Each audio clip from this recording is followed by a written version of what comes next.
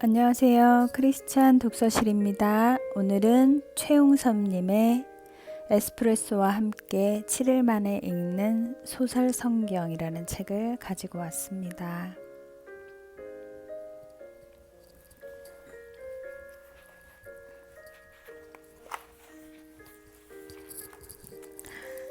태초에 무슨 일이 있었던 걸까? 천지창조. 성경은 하나님께서 우주를 창조하신 이야기로 시작하였다. 창세기 1장에서 11장은 성경의 나머지 1178개 장을 올바르게 이해하는 데 있어서 절대적으로 필요한 부분이다. 이 말씀을 있는 그대로 받아들일 경우 성경의 나머지 부분을 이해하는 데 큰 어려움이 없을 것이다. 태초에 하나님께서 하늘과 땅을 창조하셨습니다. 태초는 무엇의 태초일까? 여기에는 하나님의 존재를 증명하려는 어떠한 시도도 없다. 여기에서 말하는 태초는 하나님의 존재의 시작을 알리는 것이 아니다. 하나님은 홀로 그곳에 계셨다. 하나님은 식물과 동물과 사람, 그리고 땅과 우주가 있기 전부터 존재하셨다. 어떤 자연의 질서가 운행되기 전에 하나님께서 천지를 창조하셨다. 그러므로 하나님은 끝도 시작도 없으시다. 하나님은 영원한 과거로부터 항상 계셨고 또한 영원한 미래에도 항상 계실 것이다. 우리는 이 사실을 어떻게 이해하고 넘어갈 수 있을까? 영원하신 하나님의 개념을 이해하기가 쉽지 않다. 우주의 광대함도 마찬가지다. 우주의 광대함을 이해하기 쉽지 않은 것처럼 하나님의 영원하심도 이해하기 쉽지 않다. 영원하심은 하나님의 고유의 특성이므로 성경은 그 특성을 하나님의 이름에 붙여 사용하였다. 하나님께서 모든 물질 세계를 창조하시기 전에 눈에 보이지 않는 영적 존재를 창조하셨음을 성경은 말하고 있다. 성경에서 말하는 영적 존재라 함은 영, 천사, 그룹, 수랍, 여호와의 군대, 권능, 권세, 공중권세, 무별, 계명성 등을 말한다. 하나님께서 이 영적인 존재들을 만들기 전에는 어떠한 영적인, 비영적인 존재도 존재하지 않았다. 이 영적인 존재들에게 생명을 주신 분은 하나님이시다. 또한 하나님은 물론 이 영적인 존재들보다도 먼저 계셨다. 하나님은 영적인 존재들을 만들면서 육적인 몸은 허락하지 않으셨다. 하나님께서 모든 영들을 똑같이 만들지 않으셨다. 그중 몇몇은 더욱 아름답고 영리하고 지혜롭게 만드셨다. 그중 가장 우두머리 천사는 계명성이었다. 우두머리 천사는 여러 가지 이름이 있는데 계명성 혹은 아침의 아들이라는 뜻을 가지고 있다. 하나님은 하늘나라의 아주 중요한 직위를 계명성에게 주셨다. 하나님께서 창조하신 모든 영적 존재들이 완전하게 창조되었듯이 계명성도 완전하게 창조되었다. 아침의 아들 오 새벽별이여 내가 하늘에서 떨어졌구나. 옛날에는 세계 모든 민족이 내 앞에서 엎드려 절하더니 이제는 내가 땅바닥에 나뒹굴고 말았구나. 너는 마음속으로 내가 하늘로 올라가 내 보좌를 하나님의 별들보다 더 높은 곳에 두겠다. 또 내가 신들의 거룩한 산 위에 자리를 잡고 앉겠다. 구름 꼭대기까지 올라가 가장 높으신 하나님과 같아지겠다라고 하더니 이제 너는 무덤 속으로 죽음의 세계 밑바닥으로 떨어졌구나. 하지만 계명성은 지극히 높은 자와 맞먹게 되기를 원했다. 계명성은 모든 것을 다스리시는 하나님의 위치를 넘보기로 마음을 먹었다. 또한 다른 영들도 계명성의 뜻에 동조하기로 마음을 먹었다. 성경은 천사들 중에 많은 천사들이 계명성을 따라 반역을 했다고 기록하고 있다. 또 다른 이름으로 마귀, 사탄, 귀신이라고 부르는데 그것은 제각기 그들의 성품을 말하였다. 사탄은 대적, 원수를 의미하고 마귀는 거짓말쟁이, 참소하는 자 또는 이간하는 자를 의미하며 귀신 또는 악령들이라고도 불린다. 하나님은 모든 것을 알고 보고 계신다. 하나님은 계명성에게 하나님의 자리를 넘보지 말라고 했으나 반역함으로 인하여 계명성과 그의 무리들은 쫓김을 당하고 하나님을 섬기는 직책으로부터도 쫓김을 당하였다.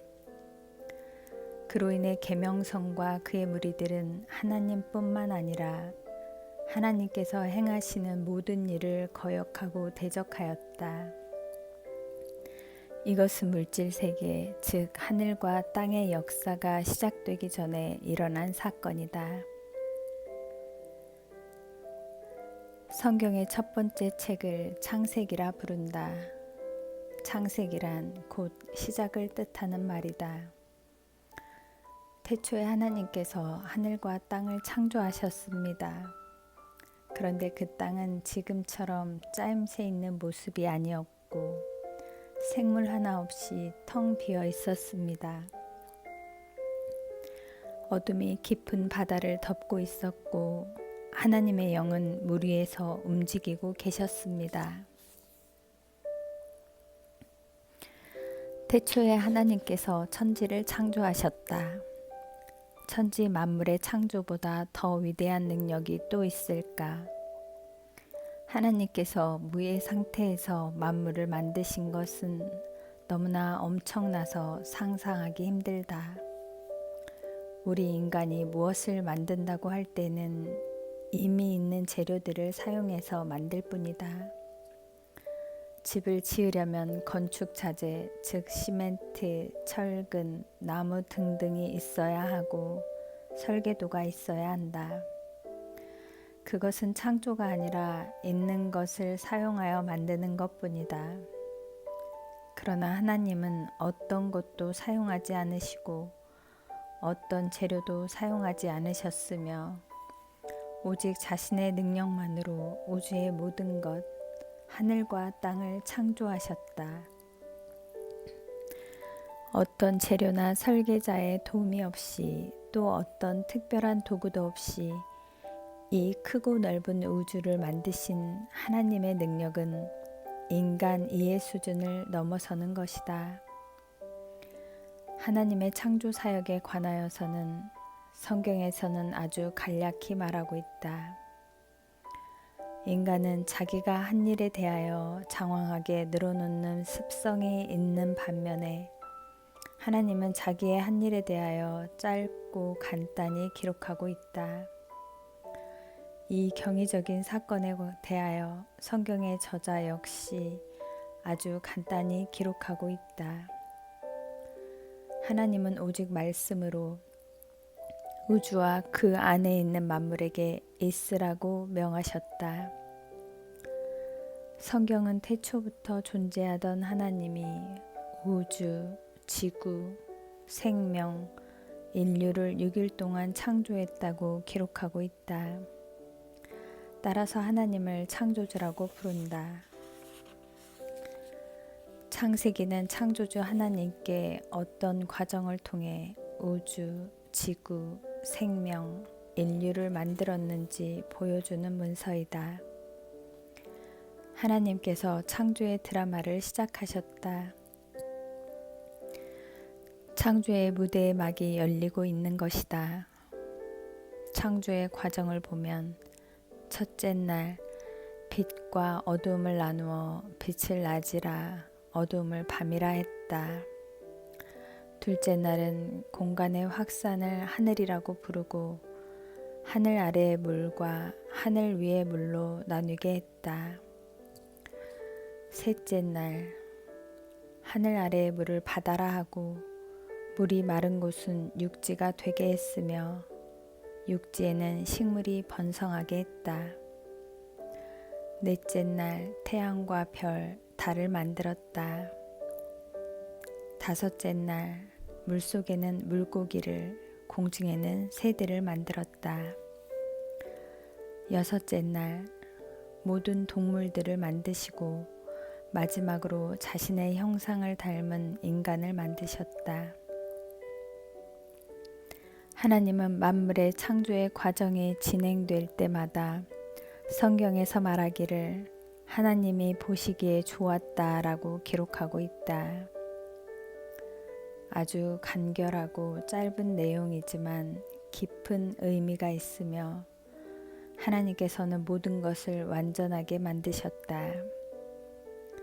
하나님은 성경 제일 첫머리에 당신의 주권적 선포에 의한 우주 만물의 생성 과정을 소상히 밝히셨다.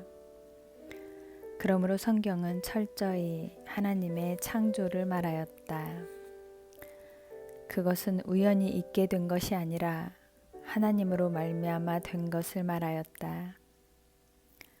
성경의 창조설은 결코 어떤 우주 개벽설과는 거리를 같이 하지 않는 것이며 기독교 신앙의 절대적 근거이다.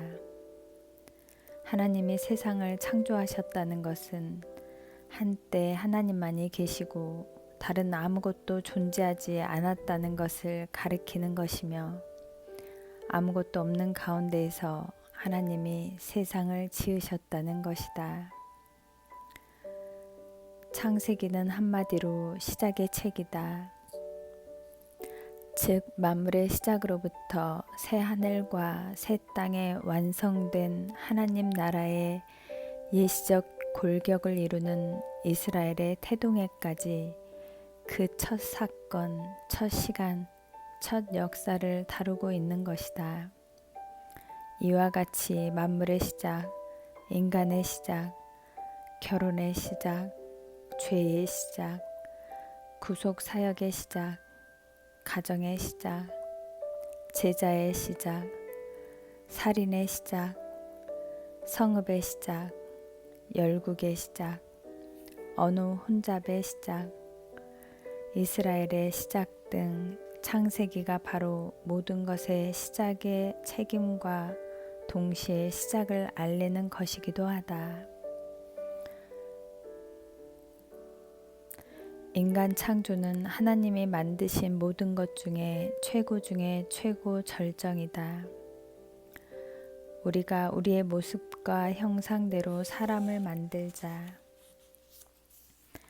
하나님께서 만드신 첫 사람은 아담이라고 부르는데 이 말은 히브리 말로 남자를 뜻하였다. 또 하나님은 이어서 바로 여자를 창조하셨다. 성경은 하나님의 모양과 형상대로 사람을 만드셨다고 말하였다.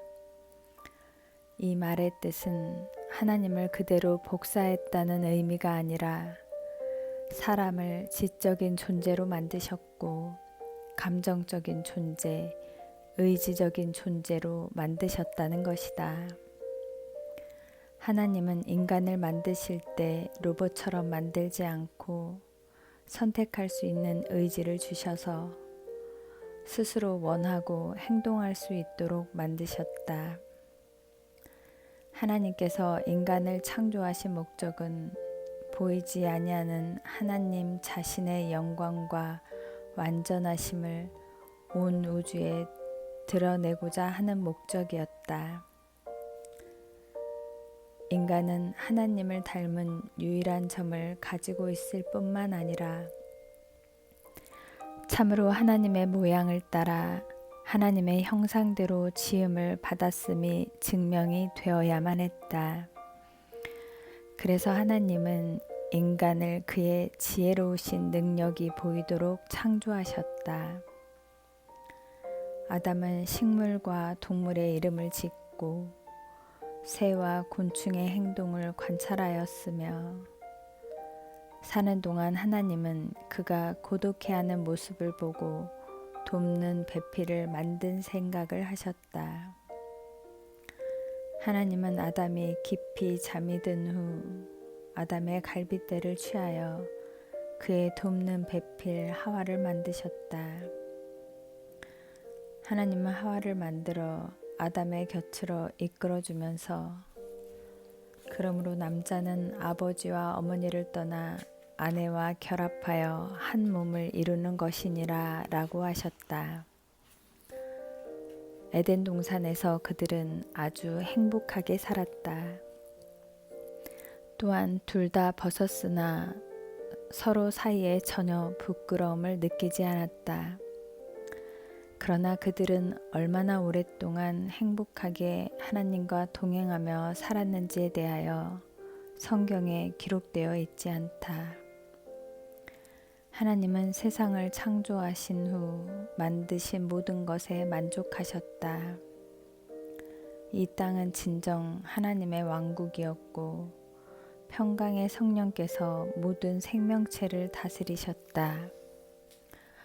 남자와 여자를 포함한 모든 것들은 일치와 조화 안에서 함께 거했으며 서로 안에서 그리고 하나님이 만드신 모든 것 안에서 즐거워했다. 에덴 동산의 아담과 하와는 경외심과 경이로움과 생명으로 충만한 선악과 나무 앞에 서 있었다. 그 앞에 서 있는 그들을 향해 하나님은 하나의 명령을 주셨다. 동산에 있는 모든 열매는 먹되 선악을 알게 하는 나무의 열매를 먹지 말라. 먹는 날에는 정녕 죽을 것이다. 라고 하셨다. 그러던 어느 날 그들은 뱀으로 가장한 사단에게 속아 하나님과의 약속을 어기게 된다. 여보세요. 하나님이 정말로 동산 가운데 있는 나무의 열매는 먹어서는 안 된다고 했나요? 아니요. 동산에 있는 모든 나무의 열매는 먹어도 되는데 가운데 있는 열매만큼은 만지거나 먹으면 안 된다고 했어요. 우리가 죽을 거라고요. 아니요. 절대로 그렇지 않아요. 내 이야기를 잘 들어보세요. 절대로 죽지 않아요. 반대로 그것을 먹으면 분명히 밝아져서 하나님을 볼 수 있어요. 사단은 하와를 속여 하나님의 말씀에 의심하는 단계를 지나 이제는 노골적으로 하나님의 말씀을 부인하게 하는 단계까지 이르게 만들었다. 유혹자 사단은 하나님의 말씀으로 하와를 유혹했다. 이것은 사단이 후에 예수님을 시험할 때도 마찬가지였다. 그때 뱀이 아담과 하와를 잘못된 길로 안내했다. 그러자 악이 인해 하나님이 창조한 하와 안으로 들어왔고 하나님이 만든 그것을 완전히 파괴시키려고 했다. 이 말은 들은 하와는 열매를 보니 볼수록 맛있어 보였다. 그래, 먹어보는 거야. 먹어보면 현명해질 거야. 이 세상에 어떤 과실보다도 더 맛이 있었을 것이다. 자기도 먹고 남편인 아담도 불러 먹게 했다.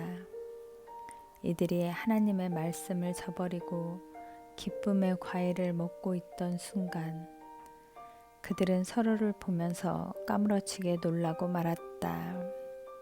이유인즉 서로의 발가벗은 모습을 보게 된 것이다. 그들은 부끄러워 나무 숲으로 숨어 들어가 무화과 나무 잎을 엮어 허리 부분을 가리었다. 하나님은 숨어 있는 그들을 찾으셨다. 열매를 따먹은 그들은 나무 밑으로 가 숨었다. 하나님이 모르실 거라고 생각했을까? 두려움 때문이었을까? 그때 하나님이 그들을 향해 내가 어디 있느냐라는 질문을 하였다. 그러나 그들의 대답은 궁색하기 그지없었다. 서로에게 잘못을 전가하기 바쁘다. 아담은 하와에게, 하와는 사탄에게 전가하고 책임을 벗어나려고 발버둥을 쳤다. 하나님은 뱀에게 먼저 엄한 저주를 내리시면서 너는 배로 기어다니고 평생토록 흙먼지를 먹고 살아야 할 것이다 하며 꾸짖으신다. 또한 아담과 하와에게는 평생 이마에서 땀을 흘려야 할 것이다 라고 하면서 에덴 동산에서 영원한 생명나무 열매를 먹는 것을 방지하기 위하여 그들을 추방하며 불칼을 세워 지키셨다. 하나님은 그들을 에덴 동산에서 추방을 하지만 그들과 언약을 맺으신다. 하나님은 뱀에게 말씀하셨다. 내가 너로 여자의 원수가 되게 하고 내 자손과 여자의 자손도 원수가 되게 할 것이다. 여자의 자손이 너의 머리를 부수고 너는 그의 발꿈치를 물 것이다. 하나님은 장차 여자의 후손을 통해 인간을 사단의 손아귀에서 구워야 내겠다고 언약을 맺으셨다. 왜 여자의 후손일까? 예수 그리스도는 인간의 아버지 요셉과는 상관없이 하나님의 기적으로 처녀 마리아에게서 태어나실 것이기 때문이다. 에덴 동산에서 추방당한 후 그들은 가인과 아벨을 낳는다. 가인은 땅을 경작해서 농사를 지었고 아벨은 양치기였다. 하루는 그들이 하나님께 제사를 드리는데 가인이 농사에서 얻은 소득을 제물로 드리고 아벨은 양을 쳐서 얻은 양을 제물로 드렸다. 그러나 하나님은 아벨의 제사는 받으셨으나 가인의 제사는 받지를 않으셨다. 하나님이 가인의 제사를 받지 않은 것은 성경에 기록되지 않았으나 추측하건대 정성을 다하지 않았으리라 본다. 그 결과로 인해 가인은 제물을 받은 동생을 들판에서 쳐 죽인다. 이것은 형이 동생을 죽인 최초의 살인사건이며 성경 속 최초의 살인사건이기도 하다. 하나님은 가인에게 아벨이 어디 있느냐고 물었다. 그러자 가인은 내가 동생을 지키는 자입니까? 라고 대답하며 반문하였다. 그 뒤 하나님의 보호막 아래 가인은 사막으로 떠돌아다니는 삶을 살았다. 그 뒤 하나님은 아담의 가정에 새로운 자녀 셋을 주신다. 우리가 여기서 생각할 것이 있다. 가인은 집을 떠났고 이제는 아담과 하와 그리고 새로 주신 셋만이 있는데 어떻게 가인이 가정을 가졌으며 인류가 번성을 했느냐 하는 것이다. 아담으로부터 10세대가 될 동안 엄청난 인구가 폭발적으로 늘어났을 것이라고 추정된다. 하지만 성경에는 모든 기록들이 이야기의 줄거리처럼 상세하게 기록되지 않고 있다. 우리가 집착한 건데 성경에는 기록이 없지만 아담과 하와에게는 다른 아들과 딸들이 분명히 있었을 것이다. 성경이 집필될 당시 중동 지방의 문화는 여성을 중요한 존재로 여기지 않았기 때문이다. 한편 셋은 믿음의 사람으로 살아간다. 셋의 후손으로 성경에는 유명한 에노스, 게난, 마할랄렐, 노아까지 10대가 기록되어 있다. 에노스는 하나님과 동행하며 살았고 게난은 910세, 마할랄렐은 895세까지 살았다고 기록되고 있다. 시간이 흘러 인구가 급속히 번성하기 시작하고 문명의 모습이 서서히 갖추어지기 시작했다. 하지만 많은 사람들이 신앙을 버리고 세속인이 되어 살아간다. 하나님을 섬기는 사람과 하나님을 섬기지 않는 사람이 섞여서 살아간다. 오늘날 TV에서 방영되는 뉴스는 불안, 혼란, 전쟁, 폭력 같은 이야기들로 가득 차 있다. 그 당시 사회도 이와 별로 다른 것 같지 않다. 그것을 본 하나님은 인간을 심판하기로 결정하고 노아에게 방주를 만들라고 지시하였다. 인간은 수많은 자손을 낳아 번성하지만 사람들은 계속해서 하나님으로부터 멀어져만 간다. 이를 본 하나님은 인간을 만드신 것을 탄식하면서 내가 만든 땅 위의 사람들을 모두 멸망시키겠다. 사람에서부터 땅 위의 모든 짐승과 기어다니는 것과 공중의 새까지도 멸망시키겠다. 왜냐하면 내가 그것들을 만든 것을 후회하기 때문이다. 하나님은 대홍수를 일으켜 사람과 모든 동물을 지상에서 멸절하겠다고 결심하였다. 이 일을 신실한 노아에게 알리고 다음과 같이 배를 한 척 만들라고 하셨다. 길이 135m, 폭 22.5m, 높이 13.5m의 방주를 만들고 내 아들들과 아내 그리고 며느리들을 데리고 방주로 들어가고 혈육이 있는 모든 생물을 각기 암수 한 쌍씩, 새나 가축 동물도 각 한 쌍씩 방주에 태울 것을 지시하였다.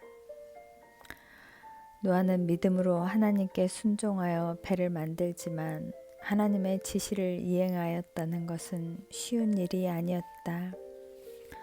120년 뒤에 홍수가 닥칠 거라고 했으나 많은 사람들이 믿지 않고 방해꾼으로 나섰기 때문이다. 하나님의 명에 따라 방주를 만든 노아는 자식들 그리고 많은 사람으로부터 비난과 조롱을 받았다. 하지만 노아는 신실하신 하나님의 약속을 믿고 방주를 지시받은 대로 완성하였다.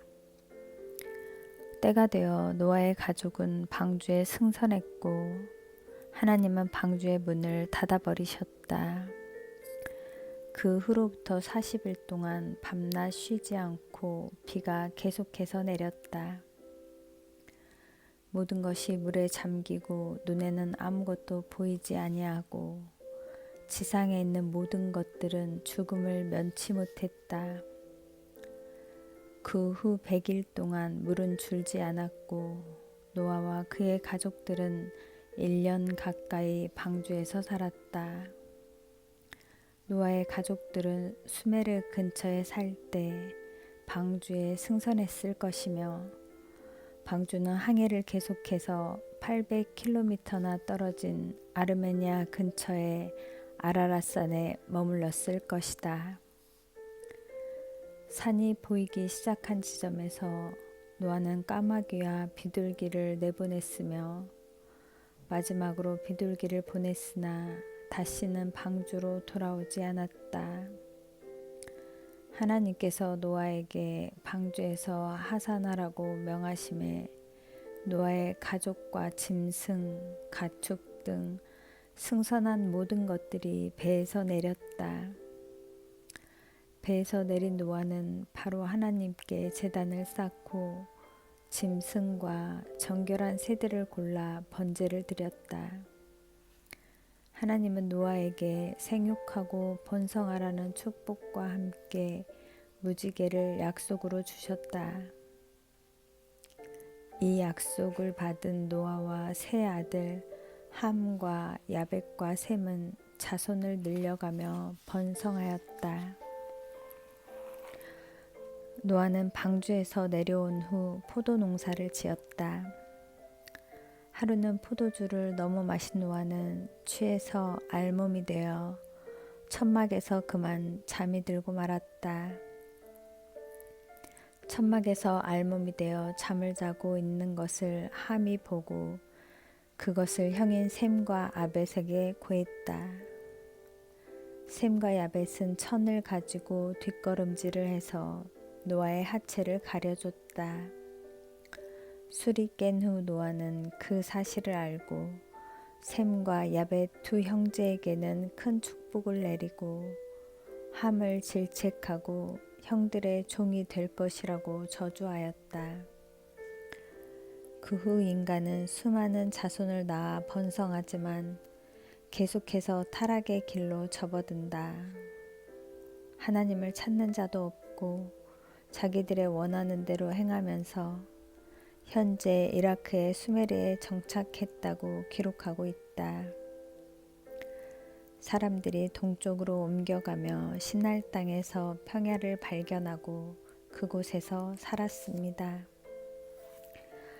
문명이 발달하면서 사람들은 하나님의 믿음과 권위에 도전하면서 도시와 산업, 문명을 만들어 간다. 이러한 자만심이 도시의 정상인 하늘에 닿는 거대한 탑을 쌓아 하나님께 의지하지 않고 자신의 이름들을 온 세계에 알리고 온 땅에 흩어지지 않게 하자고 말하기에 이른다. 이렇게 사람들이 탑을 쌓고 도시를 만들자 하나님께서 그것을 보시려고 친히 내려오셨고 이를 본 하나님께서 이렇게 말씀하셨다. 우리가 내려가서 그들의 언어를 뒤섞어 놓자. 그리하여 그들이 자기들끼리 하는 말을 전혀 알아듣지 못하게 하자. 이러한 이유로 바벨에서 사람들의 언어가 뒤섞이고 온 땅으로 흩어졌기 때문에 사람들이 탑 쌓는 일을 그만두었다.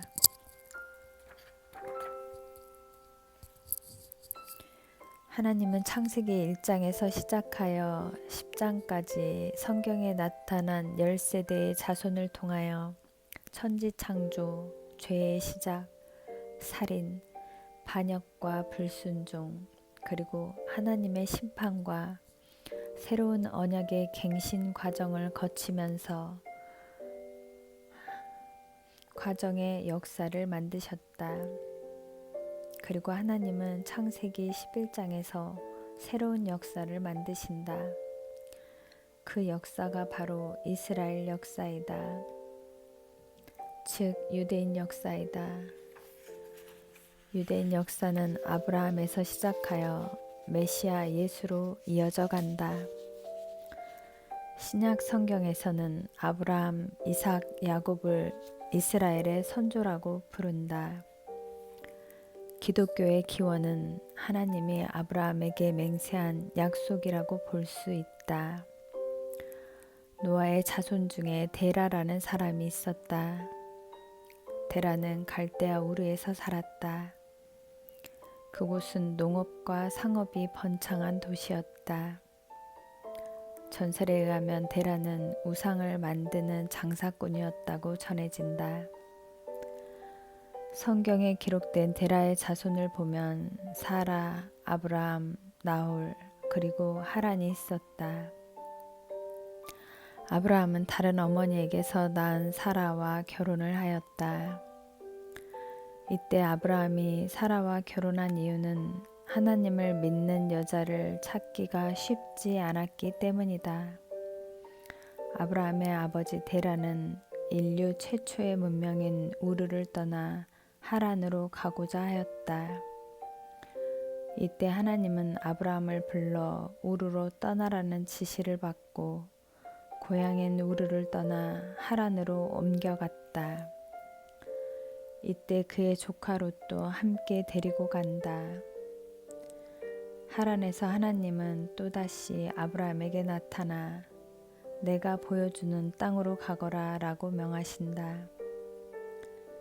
하란에 거하는 동안 아브라함의 아버지 데라는 죽고 그곳에서 거하며 어느 날 하나님이 아브라함에게 떠나라고 명하실 때 아브라함의 나이는 75세였으며 하나님과 아브라함이 언약을 맺는다.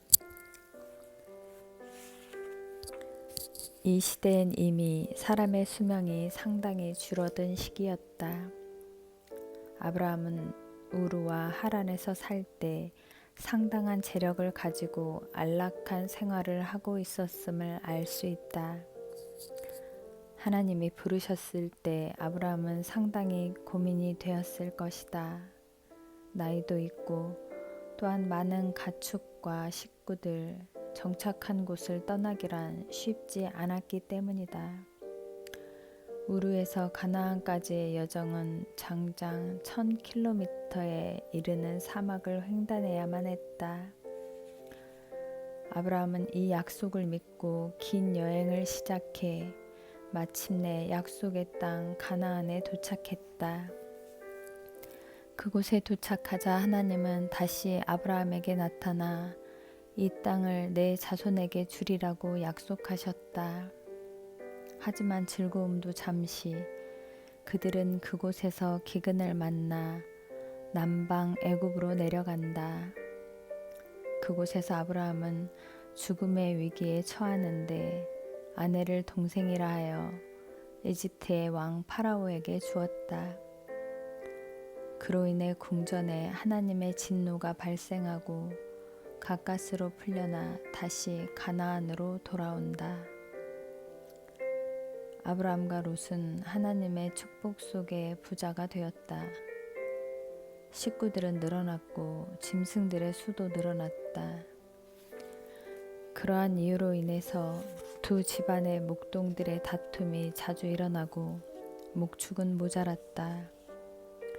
이 문제를 해결하기 위하여 아브라함은 롯과 헤어지기로 결심하였다. 아브라함은 롯에게 먼저 선택권을 준다. 내가 동쪽으로 가면 나는 서쪽으로 가겠다. 아브라함은 조카인 롯에게 요르단 저지대인 더 넓고 푸른 초원지대를 양보하고 본인은 반대편의 먼지만 풀풀 나는 황량한 땅을 선택했다. 또다시 하나님은 아브라함에게 나타나 자, 눈을 들어 동서남북을 바라보아라. 그 땅 모두를 너와 내 자손에게 주겠다라고 약속하셨다. 그러나 얼마 후 순조로웠던 롯의 삶에 검은 그림자가 찾아온다. 그것은 엘람의 고도라 오멜 왕이 동방에 있는 3명의 왕과 연합을 맺어 소돔과 고모라를 공격해와 점령해버린 것이다. 점령한 왕들은 소돔과 고모라의 모든 재산들을 빼앗아가 버렸다. 그 가운데는 요르단 저지대를 택한 아브라함의 조카 롯도 포함되어 그 역시 포로가 되었다. 이 소식을 들은 아브라함은 그의 소유 하인 318명을 이끌고 야간에 기습 공격을 가해 롯의 빼앗긴 재산과 가족들을 포로로부터 구출해낸다. 이후 안정을 찾은 조카 롯은 소돔성에 살면서 자리를 잡았다. 하지만 소돔성은 음란의 도시로 변해 하나님의 진노를 샀다. 이제 하나님은 소돔성을 징벌하기 위하여 계획을 세우는데 아브라함이 롯을 구하기 위하여 하나님과 대화를 하는 내용이다. 여호와께서 또 말씀하셨습니다. 나는 소돔과 고모라 백성에 대한 나쁜 이야기를 많이 들었다. 그들은 너무나 악하다. 아브라함이 주께 다가가 말씀드렸습니다. 주여, 착한 사람들도 저 악한 사람들과 함께 멸망시키겠습니까? 만약 저 성 안에 착한 사람 50명이 있으면 어떻게 하시겠습니까? 그래도 저 성을 멸망시키겠습니까? 저 안에 살고 있는 착한 사람 50명을 위해 저 성을 용서하지 않으시겠습니까? 여호와께서 말씀하셨습니다. 만약 저 소돔성 안에 착한 사람 50명이 있다면 그들을 보아서라도 저 성 전체를 구원해 줄 것이다. 만약 저 성 안에 착한 사람이 45명밖에 없다면 어떻게 하시겠습니까? 5명이 부족하다고 해서 저 성 전체를 멸망시키시겠습니까? 여호와께서 말씀하셨습니다. 만약 저 성 안에 착한 사람 45명이 있다면 저 성을 멸망시키지 않을 것이다. 아브라함이 또 여호와께 말했습니다. 만약 착한 사람이 40명밖에 없다면 어떻게 하시겠습니까? 여호와께서 말씀하셨습니다. 착한 사람이 40명만 있어도 저 성을 멸망시키지 않을 것이다.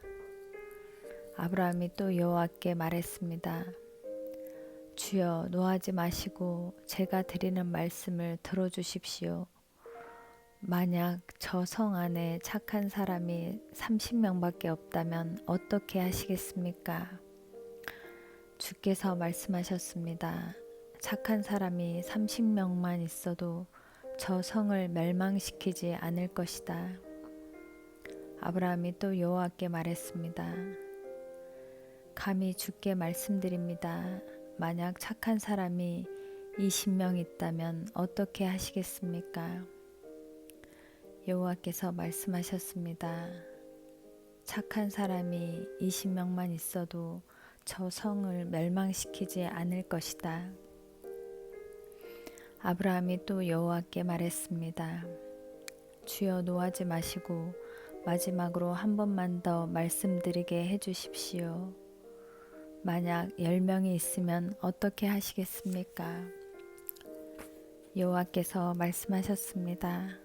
착한 사람이 10명만 있어도 저 성을 멸망시키지 않을 것이다. 롯의 가족들은 소돔에 정착해 살고 있었는데 어느 날 천사가 롯의 가정을 방문했다. 천사들의 방문 의도도 모르면서 롯은 친절하게 천사들을 자기의 집 안으로 맞아들여 발을 씻겨주고 식사를 대접했다. 그리고 잠시 후 밖에서 떠들썩한 소리들이 들려왔다. 오늘 밤 너희 집에 들어온 손님들을 밖으로 내보내라. 우리가 손을 보아야겠다. 무리들은 롯의 부탁에는 아랑곳하지 않고 아나무인 같은 행동을 하는 것이었다. 이를 본 롯은 나에게 딸이 둘이 있는데 당신들에게 줄 터이니 손님에게 해를 끼치지 말라고 부탁하였다. 하지만 그 정도로 끝낼 무리들이 아니었다. 사태가 심각해지자 집안에 머무르고 있던 천사들이 직접 나타나 문 밖의 무리들의 눈을 어둡게 하고 천사들은 롯의 가족을 불러 모아 어서 속히 이 성을 빠져나갈 것을 권고하였다. 두 딸들은 결혼할 약혼자에게도 같이 빠져나가기를 권고하지만 그들은 비아냥거리면서 거절하였다.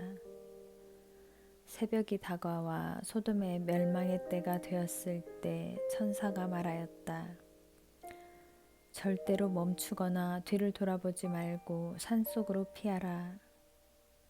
롯은 아마도 그곳에 있는 사람들에 대한 연민을 느꼈을 것이다. 하지만 이제 한시도 지체할 수 없는 상황이 되었다. 롯은 천사에게 간청하기를 우리가 소알성에 머무르겠다고 예언하였다. 천사는 이를 승낙하고 속히 피할 것을 강권하였다. 소돔과 고모라에는 불타는 유황이 소낙비 내리듯 내리고 있었다. 롯의 가족이 소돔을 떠나갈 때 롯의 아내는 소돔에 대한 미련을 못 버리고 그만 뒤를 돌아보아 소금 기둥으로 변하고 말았다.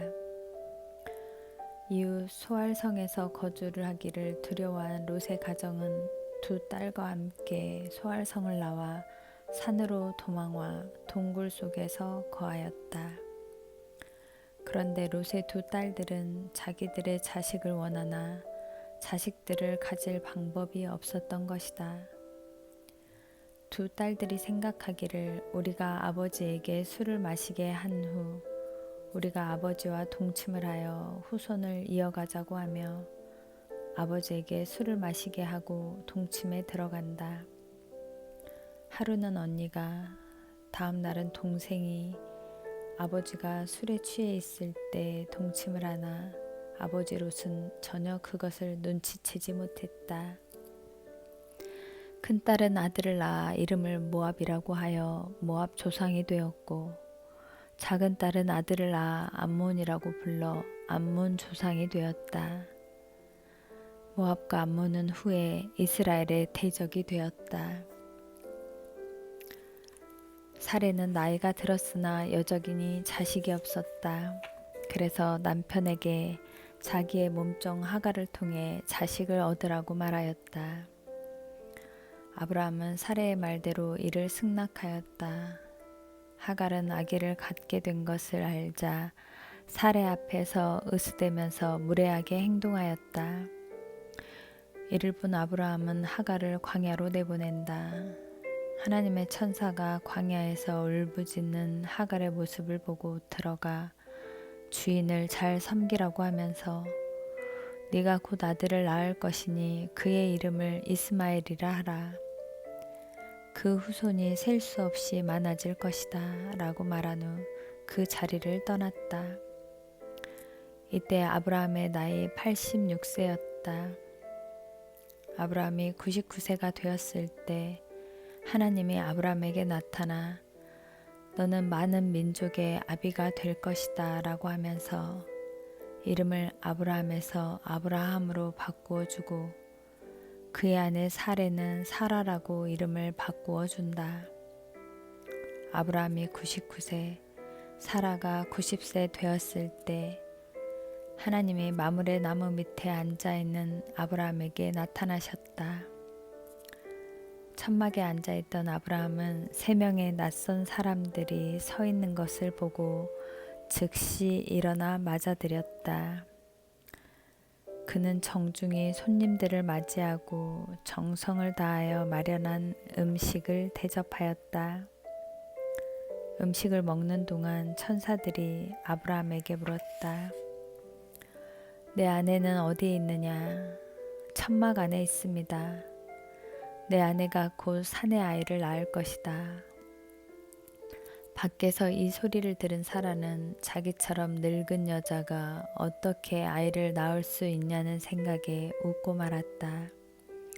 그러자 그 소리를 듣고 웃고 있던 사라를 천사들이 꾸짖었다.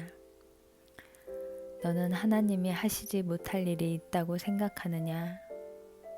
아브라함이 100세가 되었을 때 사라는 아이를 낳았다. 사라는 아이의 이름을 이삭이라고 불렀다. 이삭과 하갈 사이에 다툼이 자주 일어나자 아브라함은 사라의 부탁으로 하갈과 이스마엘을 내보낸다. 하갈과 이스마엘은 광야에서 먹을 것과 물이 다 떨어져 울고 있었다. 그때 천사의 도움으로 물을 찾게 되고 광야에서 그들의 삶이 시작되었다. 그런 연유인지 몰라도 아랍인들은 이스마엘이 자기들의 조상이라고 말하였다. 사라가 이삭을 낳자 하나님은 아브라함에게 할례를 행할 것을 명하였다. 이를 들은 아브라함은 지체하지 않고 집안의 모든 남자가 다 할례를 받았다. 이날을 시작으로 유대인 남자는 태어난 지 8일 만에 할례를 받게 되었다. 또한 아랍인들은 태어난 지 13살이 되어 할례를 받는 일이 많아졌다. 기원전 2050년경 이스마엘이 아브라함의 곁을 떠난 지 10년이 지날 무렵 하루는 하나님께서 아브라함을 부르셨다. 너는 내가 지시하는 모리아 산으로 가 내가 사랑하는 아들 이삭을 나를 위하여 제물로 바쳐라. 아브라함은 이 사실을 아무에게도 말하지 않고 다음날 아들 이삭과 2명의 종과 함께 번제를 드리고자 모리아 산으로 떠난다. 그리고 출발한 지 3일 후에 모리아 산에 도착하였다. 아브라함은 이삭에게 장작을 들게 하고 종들에게는 여기서 기다릴 것을 명하였다. 모리아 산의 정상에 도달할 때 이삭은 아브라함에게 묻는다. 아빠, 장작과 불은 있는데 제사할 제물은 없나요? 하나님께서 준비하실 것이다. 아브라함과 이삭은 하나님께서 명하신 산에 올라 제단을 준비하고 그 위에 장작을 쌓아 놓았다. 그리고 이삭의 팔을 꽁꽁 묶어서 준비한 번제단 위에 올려놓았다. 하지만 이삭은 아버지의 행동에 일절 반항하지 않는다. 아브라함이 제단 위에 이삭을 올려놓고 칼을 들어 이삭의 가슴에 내리치려는 순간 하늘로부터 하나님의 음성이 들려온다. 아브라함아, 아브라함아, 내 아들에게 손대지 말라. 내가 나를 온전히 사랑하는 것을 이제야 알았다. 그 순간 아브라함이 고개를 들어보니 순양이 가시덤불에 때마침 걸려 있었다. 아브라함은 순양을 잡아다가 이삭 대신에 하나님께 번제를 드렸다. 그리고 그곳의 이름을 여호와 이레라 명하였다. 여호와 이레라는 뜻은 여호와께서 준비하시다라는 말이다. 그 후 아브라함의 아내 사라는 127세의 나이로 세상을 떠나고 아브라함은 사라의 죽음을 슬퍼하고 사해 동굴에서 40km 떨어진 헤브론 막벨라라는 곳에다 장사한다. 홀로 된 아브라함은 이삭을 위해 아내를 찾고자 하였다. 아브라함은 신뢰할 수 있는 하인을 불러 아브라함의 친척들이 살고 있는 하란에 가서 이삭의 아내를 찾을 것을 명하였다.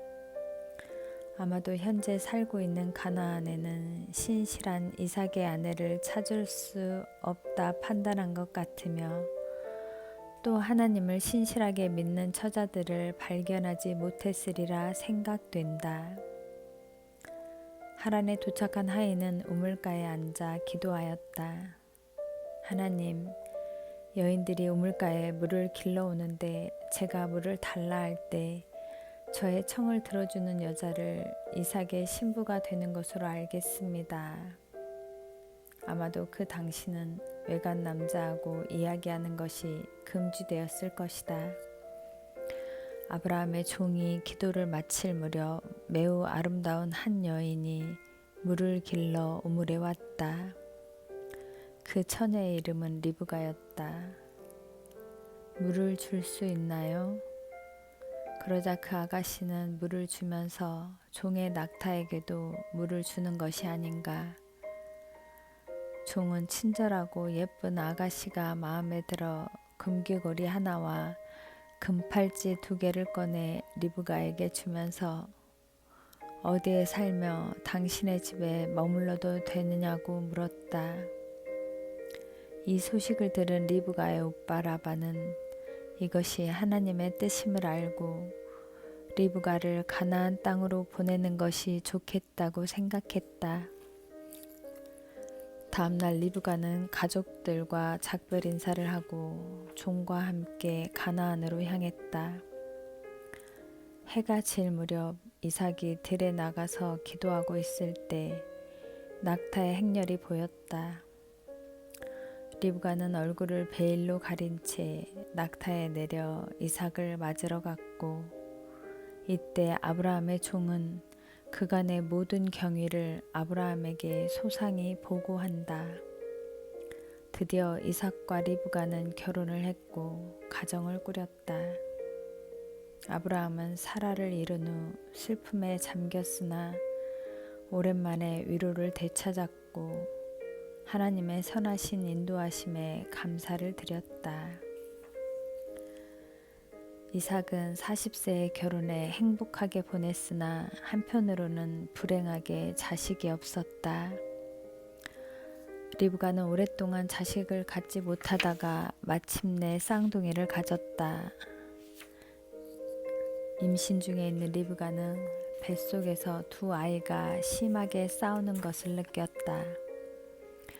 리브가는 뱃속에 있는 아이들을 위해 기도했다. 그러자 하나님이 말씀하셨다. 내 몸 안에서 두 나라가 있다. 형이 동생을 섬길 것이다. 말씀대로 이삭의 나이 60이 되어 두 쌍둥이 형제가 태어났다. 처음 태어난 아이는 붉은 털을 가진 아이라서 에서라고 지었고, 후에 태어난 아이는 에서의 발꿈치를 잡았다 해서 야곱이라 이름을 지었다. 형제가 자라면서 성격 차이가 심했고 다툼이 많았으며, 형 에서는 야외에서 사냥하기를 즐겼고, 동생 야곱은 형과는 달라 어머니 곁에 있는 일이 많았다. 그러한 이유 때문에 아버지는 에서를 사랑했고 어머니는 야곱을 사랑했다. 어느 날 야곱이 팥죽을 끓이고 있는데 형 에서가 들에서 돌아와서는 팥죽을 끓이고 있는 야곱에게 팥죽을 달라고 애원했다. 야곱은 팥죽을 줄 터이니 자기에게 장자권을 넘길 것을 형에게 요구하였다. 들판에서 기진맥진하여 배가 고파 돌아온 형 에서는 아무런 상관없다는 듯이 장자권을 줄 테니 팥죽을 달라고 애원하면서 장자권에 대한 권한을 아무런 생각 없이 동생 야곱에게 주었다. 세월이 흘러 이삭은 나이가 들면서 눈이 나빠지고 식욕이 떨어져 에서에게 들판에 나가 나를 위하여 사냥을 해서 별미를 만들어 줄 것을 부탁하였다. 그리고 이것을 먹고 장자인 에서에게 축복을 해주겠다고 하였다. 이 이야기를 듣고 에서는 곧바로 사냥을 하러 들판에 나갔고, 몰래 듣고 있던 아내 리브가는 야곱을 불러 자초지종을 이야기하였다. 두 모자는 곧 바로 새끼 염소를 잡아 요리를 하고 에서의 털이 많음을 알고 양의 가죽을 야곱의 팔과 손목에 붙여 털이 많은 것처럼 꾸미고 에서와 똑같이 하여 별미를 만들어 가지고 이삭의 천막으로 가게 했다. 이삭은 눈이 보이지 않았지만 정신은 흐리지 않았기 때문에 에서가 그렇게 빨리 음식을 해온 것에 대하여 의심을 하기 시작했다. 그러자 야곱은 아버지를 속인다. 하나님이 순조롭게 해주셨어요. 이삭이 듣기에 목소리는 야곱인데 손을 만져보니 분명히 에서였다. 이삭은 야곱이 만들어 온 별미를 열심히 맛있게 먹고는 야곱을 축복했다. 하나님이 너에게 풍성한 곡식과 포도주를 주고 만민이 너를 섬기며 내게 굴복하리니 내가 형제들아 주가 되고 너를 축복하는 자는 복을 받을 것이다. 이삭이 야곱에게 축복하기를 마침에 이삭이 들에서 사냥을 마치고 돌아와 음식을 만들어 이삭의 천막으로 별미를 가지고 들어갔다. 아버지여 마음껏 드시고 내게 축복하소서. 그의 아버지 이삭이 이르되 너는 누구냐? 나는 아버지의 아들 장자 에서이니이다. 이삭이 크게 소리질러 말하기를 나에게 음식을 가져온 그는 누구냐? 내가 먹고 그에게 축복하였은즉 그가 반드시 복을 받으리라. 에서가 그의 소리를 듣고 대성통곡하여 이르기를 아버지 나도 축복하소서. 에서는 야곱을 미워하며 심중에 이르기를 내가 야곱을 죽이리라. 이 말을 들은 리브가는 야곱을 불러 하란의 삼촌 집으로 피신할 것을 권하며 이삭에게 애원하여 야곱을 축복하여 보낼 것을 부탁하였다. 결국 야곱은 가나안을 떠나 어머니 리브가의 고향인 하란을 향해 도망친다. 하란은 리브가의 고향이며 리브가의 오빠가 살고 있는 곳이다. 야곱은 하란 라반의 집으로 가던 중 들판에서 밤을 지새운다. 그리고 돌을 가져다 베개 삼아 잠을 청하였다.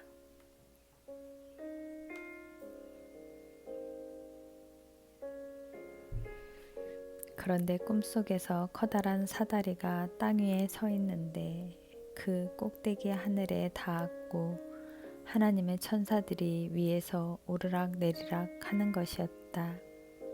그리고 소리가 들려오기를 나는 여호와니 너의 조부 아브라함의 하나님이요 이삭의 하나님이라. 내가 누워있는 땅을 너와 너의 자손에게 주며 너의 자손이 땅의 티끌같이 많아질 것이며 내가 어디로 가든지 내가 너와 함께하리라 라고 축복하였다. 아침에 일어나 야곱은 그곳에 베개로 삼았던 돌을 가져다가 기둥을 세우고 그 위에 기름을 붓고 그곳 이름을 베델이라 불렀다. 베델이란 하나님의 집이라는 뜻이다. 감사합니다.